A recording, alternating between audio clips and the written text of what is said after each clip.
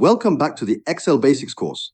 If you're ready to take your Excel skills to the next level, remember to follow the full course playlist, link in the description. Today's lesson is all about protecting your cells and sheets in Excel. Imagine you're working on a shared spreadsheet and you want to make sure no one accidentally edits or deletes important data. That's where panel protection comes in.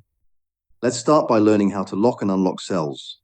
By default, all cells in Excel are set to be locked, but they aren't protected yet.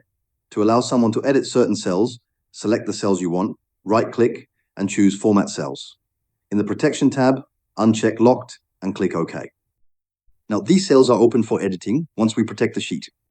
To protect your entire worksheet, go to the Review tab, select Protect Sheet, and set a password. Make sure to remember your password, because without it, others won't be able to make any changes. Verify your password to confirm. Once protected, if anyone tries to edit a locked cell, Excel will ask for the password. This keeps your data safe and prevents accidental changes. If you want to unlock the sheet later, go back to the Review tab, select Unprotect Sheet, enter the password, and you're good to go. And that's it. By learning how to lock and protect your cells, you'll keep your spreadsheet secure and your work safe. Thanks for watching, and don't forget to follow for more Excel tips and lessons coming up in the next videos.